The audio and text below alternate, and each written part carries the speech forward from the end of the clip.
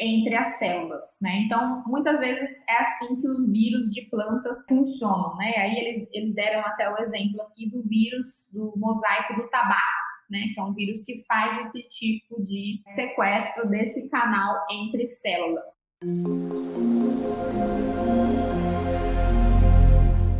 Hello, muito bom dia! Fala, astronautas! Estamos começando mais uma aula livre de fisiologia vegetal. E hoje nós vamos falar sobre o corpo, a visão geral do corpo da planta. Estou aqui, para quem está chegando agora, essa é uma aula onde eu compartilho o meu estudo, né, dos conceitos básicos aí da matéria fisiologia vegetal, partindo da necessidade que eu senti de voltar a estudar a teoria, né, depois de anos de prática no mercado de trabalho.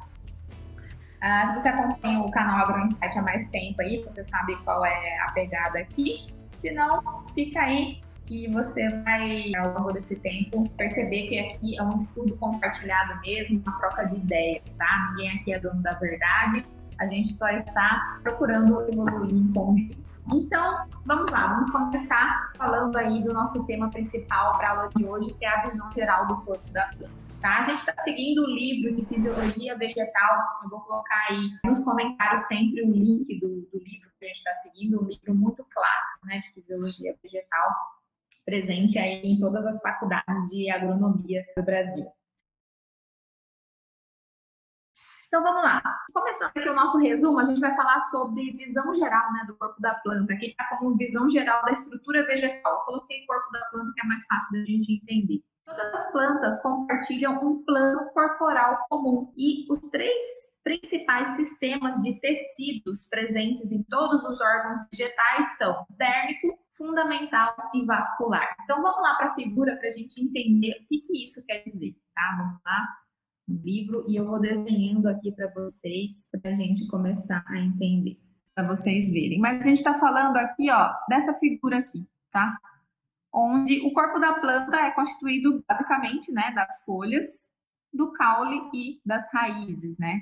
Essa é a visão geral básica do corpo da planta. E aí, começando, né, pela célula vegetal. A célula vegetal, ao contrário da célula animal, ela possui a parede celular, né, que é a parede que proporciona a estrutura da planta, para que ela consiga crescer e ficar em pé e tudo mais.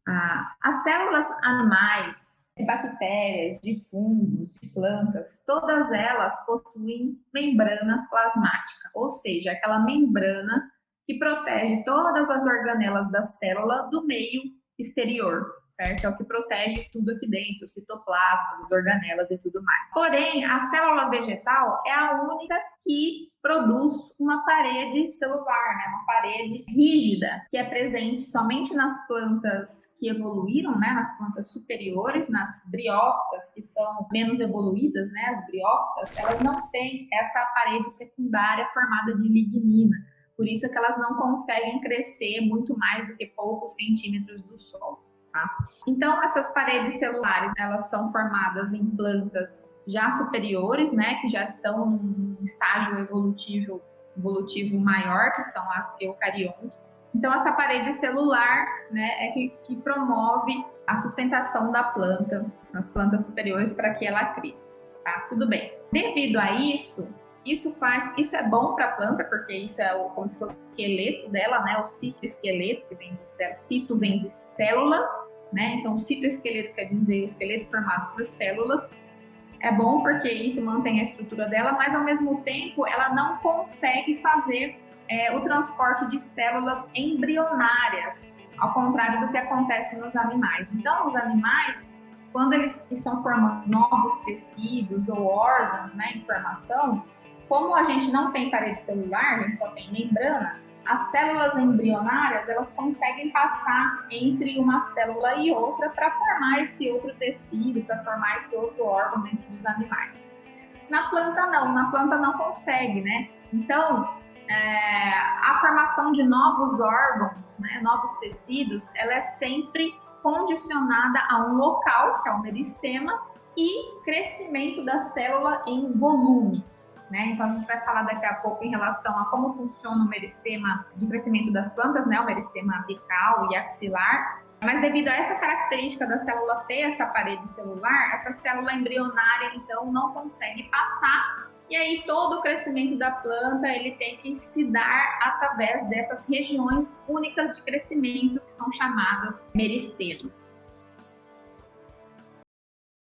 E aí, como é que é a comunicação, né, entre essas células vegetais? Então, se a gente sabe que as células embrionárias, elas não conseguem atravessar essa parede celular para formar novos órgãos, novos tecidos, como é que faz, então, o transporte de solutos, de elementos, de proteínas que as plantas precisam, né, dentro das suas células e que vem através da seiva bruta? Então, são entre essas células, né, um sistema de ligação que se chama plasmodesmo. Plasmodesmo, os nomes científicos, né? Para quem me conhece sabe que eu não sou cientista nem nada, então estou tentando traduzir toda a linguagem científica técnica difícil para uma linguagem mais comum nossa aqui do dia a dia. Então, esse plasmodesmo, que é um canal, né, que se forma entre as células vegetais, é um canal formado pela digestão de enzimas. Então, a célula, ela fabrica enzimas, né, que digerem a parede celular, e aí as membranas que estão aqui dentro da parede celular, elas se ligam, né, formando uma comunicação, né, que é o plasmodesmo.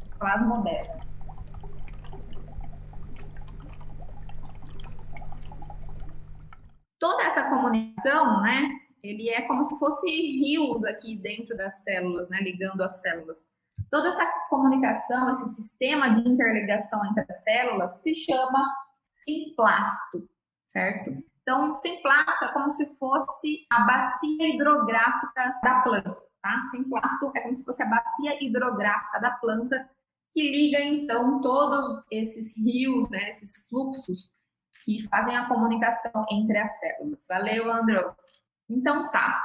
Então, isso daqui é uma ligação da membrana plasmática. E aí, a planta consegue fazer, então, a ligação, o transporte, né, de solutos, de nutrientes, de proteínas, de uma célula para outra. Só que esses túbulos, né, eles são limitados, então, pelo tamanho. Então, não são todos os tipos de moléculas, de proteínas, de coisas que estão dissolvidas ali nos solutos que conseguem passar por esses canais. Então, esses canais limitam as substâncias, as proteínas e tudo mais pelo tamanho, certo? Ok? Não sei. Bom, a gente pode falar que todo o transporte que é feito, então, através desse simplasto, é chamado transporte ciclástico. E o que é feito no meio, né, entre as paredes celulares, nesses espaços que ficam, porque a célula, ela não é totalmente grudada, cimentada, né, uma na outra, onde não tem espaço. Existem alguns espaços que ficam entre as paredes celulares, né,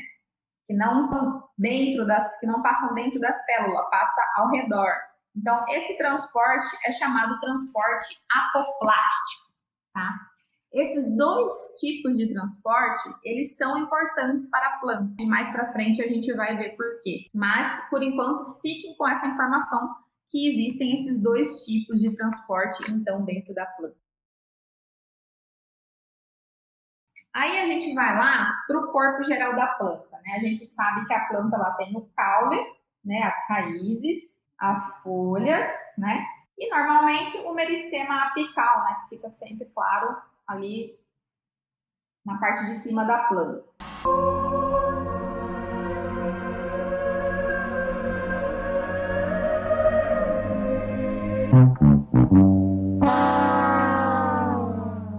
Então aqui temos uma planta da terceira série. O caule, então, né? A gente vai ter os tecidos vasculares que vão aqui dentro, que vai interligar os órgãos, né, de fotossíntese, que são as folhas, e as raízes, que são os órgãos de captação de água e nutrientes, né? Então ele interliga, esses sistemas vasculares interligam esses vários sistemas.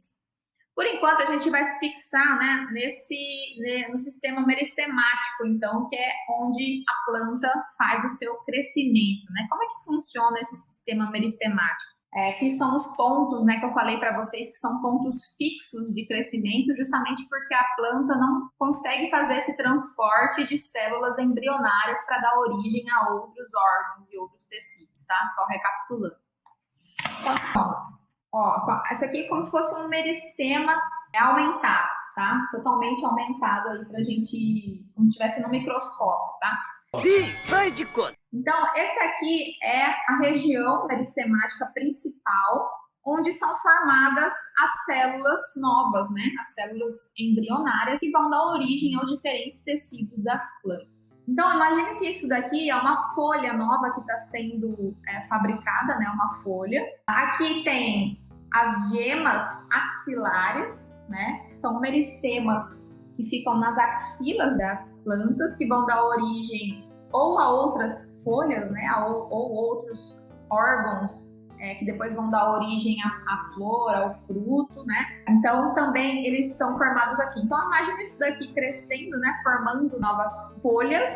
E essa região aqui, ela continua sendo a região sempre de crescimento, né? Então, se a planta vai surgindo daqui, essa região sempre fica bem lá na pontinha, formando, então, novas folhas, né? Isso aqui provavelmente é um embrião de caule, né? Então, aqui embaixo é o caule sendo formado, da onde a planta vai crescendo, formando folhinhas pequenininhas que vão se expandir em folhas maiores, aqui nesse caso aqui, né? E essas folhas maiores, dentro que fazem a ligação com o caule aqui, também vão formar meristemas axilares, né? Que são meristemas que, por exemplo, se você corta o meristema apical, isso a gente aprende muito em agronomia, né? E quando a planta perde essa dominância apical, geralmente essas outras gemas, elas fazem a função, então, impulsionando a planta para um crescimento lateral. Então, quando a gente corta esse meristema de cima, a planta fica muito mais ramificada, porque justamente você ativa esses meristemas laterais, né? Não é isso que acontece? Então, dentro dessa região aqui de crescimento, primeiramente, ela forma células bem fininhas e alongadas.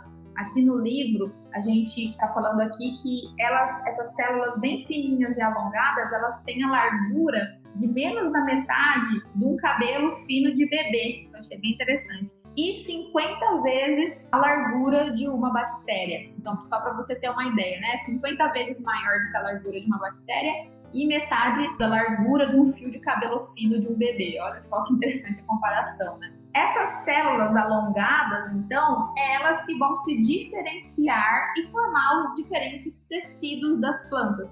Então, ele vai formar o tecido vascular, que é o floema e o xilema, né, que são responsáveis pelo transporte de água e solutos nas plantas. Se diferenciar para formar o tecido das folhas, né, que a gente vai depois estudar aqui mais a fundo quais são os diferentes tecidos que formam uma folha, e podem também se diferenciar para formar o próprio meristema apical, né, que vai continuar o crescimento aqui para cima, certo? Então, em relação a meristema, é isso aí. E aí, essas folhas alongadas, né, como eu falei anteriormente para vocês, é o modo como a planta consegue crescer, né? Então, é por multiplicação, né, por mitose e citocinese, que fala que é o movimento de divisão das células. Então, é por mitose dessa região aqui e também por crescimento em volume dessas primeiras células embrionárias. Então, esses são os dois jeitos que a planta consegue aumentar de tamanho.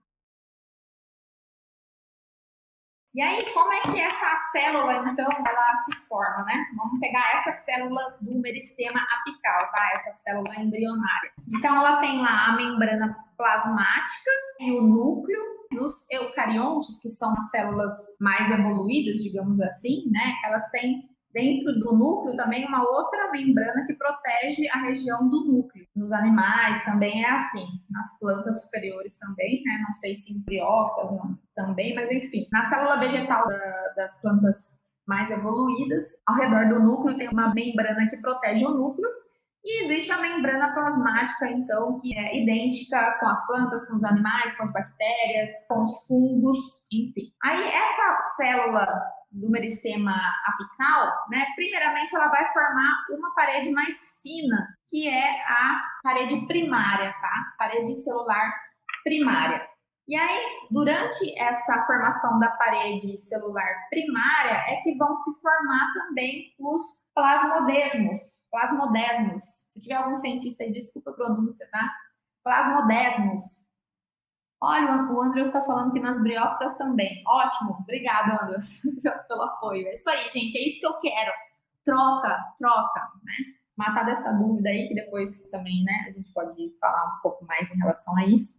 Então, quando você forma essa parede, né, celular primária, também é o momento que a célula forma essa conexão primária, né, dos plasmodesmos que vão formar depois o sistema simplástico, que é o que faz a formação, então, daqueles canais condutores ali dos solutos entre as células vegetais. Oh, legal, um biólogo aqui, perfeito, ótimo. Depois, a célula vai formar a parede celular secundária. Depois a célula forma uma parede, ela vai crescer mais, né? Então vai formar a parede celular secundária. E aí também, quando ela forma a parede secundária, a gente tem também outros canais, outros plasmodesmos secundários, né? Que vão formar outros tipos de ligações também. Então, essa é a formação primária da célula vegetal. O interessante é que, por exemplo, vamos pegar como é que é um canal desse aqui, né, segundo o esquema, como é que é um canal desse visto de perto, tá? Se a gente pegar esse canal que eu desenhei da célula, tá, e aumentar mais ele ainda, a gente vai ver, segundo o esquema aqui do livro, um negócio parecido com isso aqui, ó. Ó, imagina que essa daqui é a membrana plasmática, tá? A membrana plasmática. E essa aqui também é a membrana plasmática. E aqui é o plasmodesmo, né? Que interliga, então, uma célula na outra célula. Então, aqui, no meio disso daqui, não é um espaço vazio, né? Não é oco. Ele tem as organelas ali dentro que são basicamente formadas por proteínas. São chamadas proteínas de movimento. Então, você veja que engraçado. A planta também tem músculos, digamos assim, entre aspas, né? Que a gente já associa proteína, a gente sempre associa por músculo, porque músculo também é responsável pelo movimento dentro do nosso corpo. Então, na planta também, da mesma forma, as proteínas são responsáveis pelos movimentos intracelulares e diversos outros tipos de movimentos que existem dentro da planta. Então, aqui são proteínas de movimento, de transporte, né, que ajudam tanto a filtrar o elemento que passa aqui, ou seja, só passa o elemento que quimicamente tem afinidade com essas proteínas. Então, muitas dessas proteínas servem como se fosse um protetor aí do portal, né? Que aí só passam proteínas que se ligam quimicamente, né? Que tem afinidade química. Ou também servem de barreira, né? Ou seja, se vier um elemento aqui que é muito grande, ele não vai conseguir passar aqui por tamanho, né? Por questão física. E o interessante disso é que existem alguns vírus de plantas que eles conseguem burlar esse sistema, né? Como que eles fazem? Eles conseguem identificar o material genético dessas proteínas e aí eles conseguem se revestir de um material genético, de uma proteína que tenha afinidade, né, com essas proteínas de movimento. E aí eles conseguem sequestrar, né? Como se sequestrasse essas proteínas aqui desses canais para que elas permitam a passagem dos seus descendentes, né? Que aí os vírus começam a se multiplicar. E aí, como ele sequestrou essa proteína aqui de passagem, ele consegue fazer com que os seus descendentes, enfim, os seus, né, que ele se multiplicou, passem aqui como se fossem um elemento de transporte natural entre as células, né? Então, muitas vezes é assim que os vírus de plantas funcionam, né? Aí eles deram até o exemplo aqui do vírus do mosaico do tabaco, né? Que é um vírus que faz esse tipo de sequestro desse canal entre células, tá? É claro que os vírus, cada um, eles vão agir de uma determinada maneira, tá? Então, para quem está chegando agora, leigo no assunto, os vírus, eles agem de diversas maneiras dentro da planta, então existem vírus que agem dessa maneira para conseguir fazer o transporte entre células, tá? Entre uma célula e outra, que aqui no exemplo eles deram esse do vírus do tabaco, tá? Vírus do mosaico do tabaco. Bom, então a gente viu um pouquinho do transporte entre células, tá? E como que os vírus podem atacar isso daí, esse sistema aí que chama sistema simplástico de movimento. E agora a gente pode ver um pouquinho dos tecidos dentro de uma folha, né? Que é os tecidos que compõem basicamente todo o vegetal, todo o corpo do vegetal, e de onde as células que estão presentes ali no meristema se diferenciam para formar esses tecidos, certo? Então vamos lá.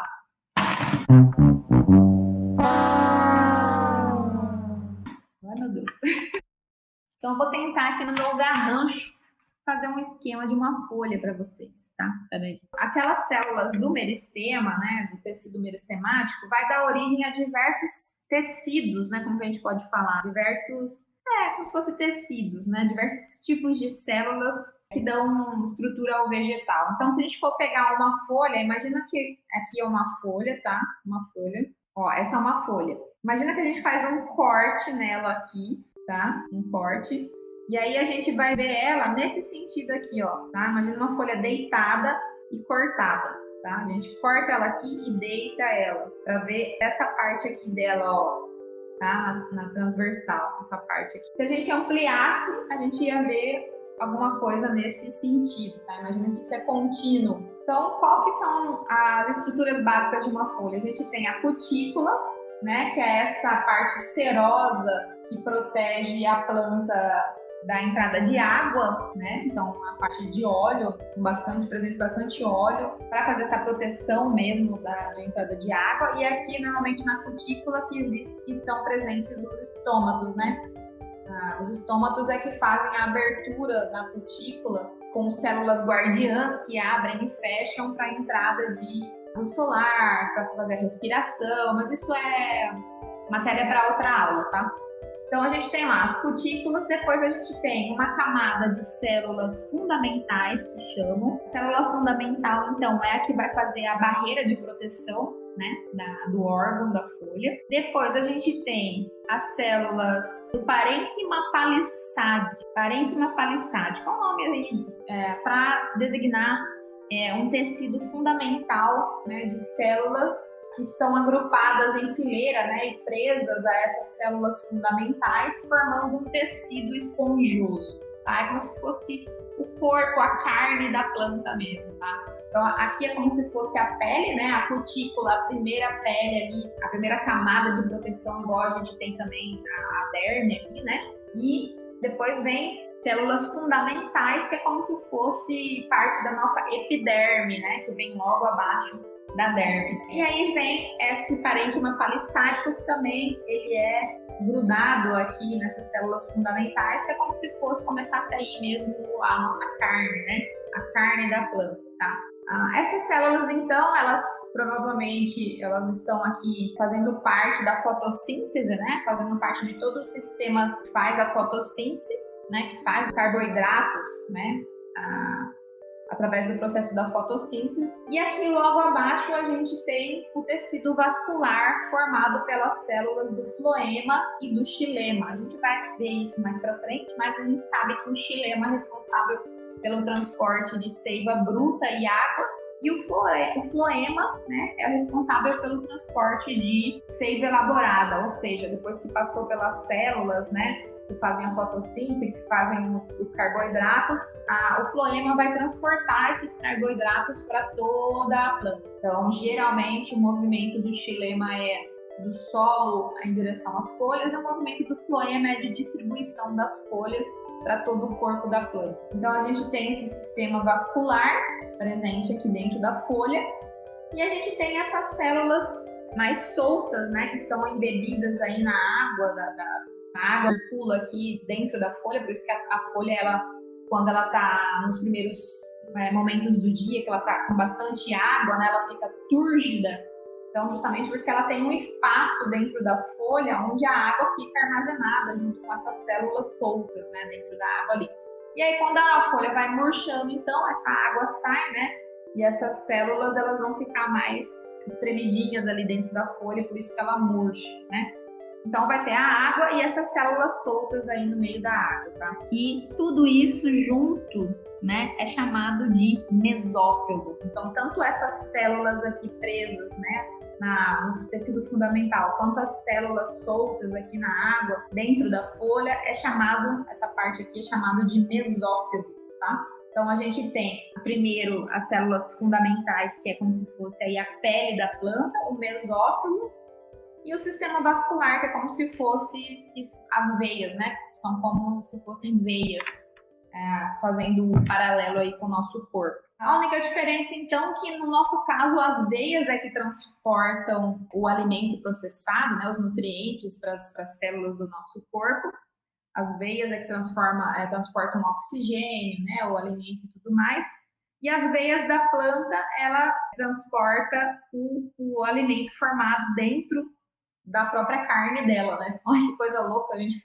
Não sei, é uma forma de eu entender isso, tá? Talvez seja um entendimento que precisa de um refinamento, mas é um modo que eu entendo de uma forma mais prática. Então esses são os tecidos que dentro da planta, que é onde o meristema, então, se diferencia em cada um, né? Lembra que a gente falou lá do meristema, das primeiras células, que elas começam, não sei se eu comentei, mas elas começam quadradinhas, bem pequenininhas, quadradas, e elas vão alongando primeiro, né? E elas são mais longas do que largas, e é isso que eu falei, que elas são menos da metade do fio do cabelo de um bebê. E aí, a partir dessas células longas, elas vão se diferenciando para formar esses diferentes tecidos que compõem a planta, né? Dentro de uma folha, a gente consegue ter um exemplo desses tecidos, né? Mas esses tecidos, eles estão presentes em toda a planta, no caule, né? Na raiz e tudo mais. Só que aí vão ter outras características para formar, por exemplo, a casca, né, da raiz, os pelos radiculares, né? Tem outros detalhes, mas esses tecidos fundamentais são basicamente o que compõe todos os tecidos da planta como um todo. Bom, a gente falou aqui do sistema meristemático, que é o único que consegue fazer o crescimento da planta, né? Que é um tecido que fica em regiões específicas. E existem outros tipos de tecidos meristemáticos que vão se formar mais tarde. Então, as primeiras regiões meristemáticas é do meristema apical, que vai dar origem ao corpo para cima da terra, e o meristema que vai dar origem ao corpo para baixo da terra, que são as raízes. Depois que a planta fez esse primeiro crescimento, lá dentro do corpo dela vai formar o meristema, que é responsável pelo crescimento lateral, pela largura do caule, que é chamado de câmbio. Tá? Então, existe esse meristema, que também é considerado um meristema. Se a gente cortar a planta transversalmente, né? Imagina que a gente tem uma árvore, tá? Essa aqui é uma árvore, o caule e a copa. Se a gente cortasse ela aqui, o tronco, né? A transversal, a gente encontrar esse desenho aqui do tronco. E se vocês pegarem a madeira, vocês conseguem identificar, né? Esses desenhos aí. No meio dela vai ter o sistema vascular, né, que é formado pelo floema e xilema, de um lado o floema, de outro lado o xilema. Isso varia entre as espécies de plantas, tá? Tem espécie de planta que o floema é o contrário, tem outro desenho entre a relação floema e xilema. Isso não é importante agora, mas interligando todo esse sistema vascular, existe um sistema meristemático que é chamado de câmbio. Então, ele é responsável pelo crescimento de dentro para fora do tronco. Então, esse sistema aqui, ó, câmbio, que passa no sistema vascular, é responsável pelo crescimento das células aqui de dentro que vão formar o engrossamento do caule, né? E aí, a gente sabe que isso, ele muda dentro da planta, por isso que formam os anéis dentro de uma árvore, né?